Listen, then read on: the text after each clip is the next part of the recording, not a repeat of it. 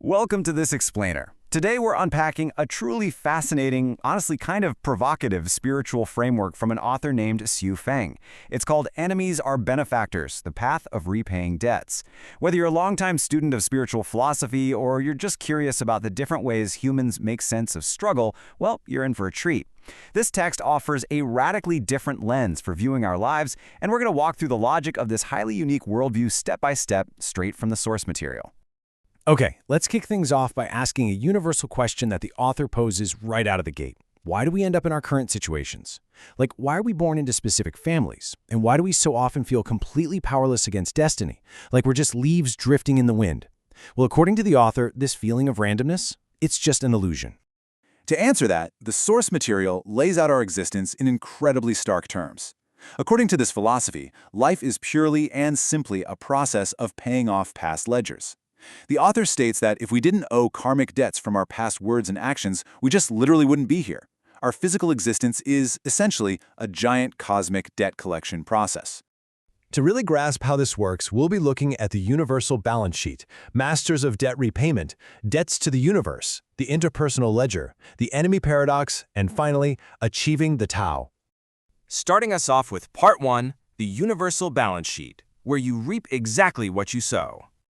The foundational premise here is that the universe operates as a perfectly balanced, completely escapable accounting system. The text argues that the Tao of the greatest creator sees absolutely everything with perfect clarity. So everything we experience today, whether that's immense prosperity or really deep suffering, stems directly from the seeds we planted in the past. There are no accidents here. Every single interaction is just the universe balancing the cosmic books with absolute, meticulous precision. Moving to Section 2, Masters of Debt Repayment, focusing on historical and mythological examples. To prove that life is entirely about settling these accounts, the author points to revered historical and mythological figures who actually mastered the art of paying what they owed. It's a brilliant way to show the universality of the argument. For instance, Jesus is cited as having repaid his debts by sacrificing his blood to atone for his disciples. Buddhist Shakyamuni spent decades enlightening sinners to fill the universe with merit. Looking at Chinese mythology, Neja tore out his own bones to repay the debt to his parents, and Sun Wukong, the Monkey King, endured 81 grueling trials to repay the monk who saved him. The point the author is making is that these figures achieved their divine status precisely because they zeroed out their earthly debts. That brings us to Part 3, Debts to the Universe, or what we can call the macro ledger. So if life is all about repaying debts, who exactly do we owe? Well, the text maps out our macro debts by assigning very specific, very pragmatic repayment methods to overarching creditors. Take nature, which gives us vitality. The repayment is simple. Be grateful and don't spoil it. Society protects us with laws, so the text says we repay that debt by avoiding opposition to the government. We owe our life to the greatest creator, which we repay by following their way. We owe our physical bodies to our parents, repaid by dutifully honoring them. And lastly, if we're guided by an enlightened master, we owe them our gratitude. These are the big, overarching accounts we absolutely have to balance. Now let's zoom in a bit for Section 4, the interpersonal ledger, paying off those microdebts. While the macro debts might seem pretty straightforward, this philosophy gets deeply provocative when we apply it to our personal relationships. The author lays out incredibly specific and honestly sometimes very demanding ways to zero out the micro debts we owe the people closest to us. For spouses, we're told to endure their frustrations and give them maximum freedom. Children, they're described literally as creditors by nature, born just to collect their debts. So we have to give to them wholeheartedly without expecting a single thing in return. For siblings and strangers, we must never take advantage of them. And importantly, this whole system extends to animals. We can't mistreat them, and if we do eat them, the text explicitly instructs us to pray for their liberation from the cycle of reincarnation. Now here is where it gets really radical. The text suggests that if your spouse is unfaithful, which is referred to in the text as wearing a green hat, you shouldn't hold a grudge or seek retribution.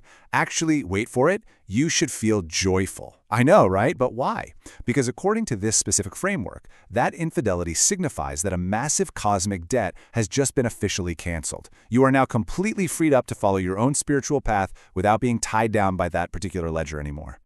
When we look at our wider circle of friends and strangers, the framework uses wonderfully colorful proverbs. Just listen to this quote. Taking advantage of others is harmful, just like radishes are just vegetables. It's this slightly humorous, very matter-of-fact way of reminding us that trying to score a free lunch or taking advantage of a relative only creates a brand new debt on your cosmic balance sheet. The text insists over and over that it's always better to give more than to receive. It's genuinely fascinating how the author completely reframes everyday human pain. Normally, if you have unruly or ungrateful children, society views that as a tragedy. But this text, it argues that the less filial your children are, the more thoroughly you are actually repaying your cosmic debts to them. It goes even further. Dying in poverty or obscurity is completely reframed as a massive victory. The text states that the humbler our death, the more honorable our life, because it means we have successfully emptied our spiritual accounts. We owe nothing. And that perfectly sets up Section 5, the enemy paradox, flipping the script on adversity. So we arrive at the absolute climax, and arguably the most counterintuitive twist of this entire philosophy. Traditionally, we view benefactors as good and enemies as bad, but Xu Feng completely flips the script here. He argues that benefactors, the people who help us and are kind to us, they actually bind us to the mortal world. They do this by creating new debts of gratitude that we are now obligated to pay back. Enemies, on the other hand, the people who oppress and abuse us, they're actually our saviors, because by wronging us, they're actively helping us burn through and cancel our existing karmic debts, which is what allows us to finally break free. This leads straight into a quote that really sits at the heart of this whole framework. Good is evil and evil is good. Without others' evil, we cannot achieve our own goodness. According to the text, the more foolish, abusive, or tormenting people you encounter in your life, the more opportunities you're literally being handed to transcend. Think about it. The next time someone cuts you off in traffic or completely wrongs you, under this framework, you aren't just a victim. You are actively achieving enlightenment by simply accepting it.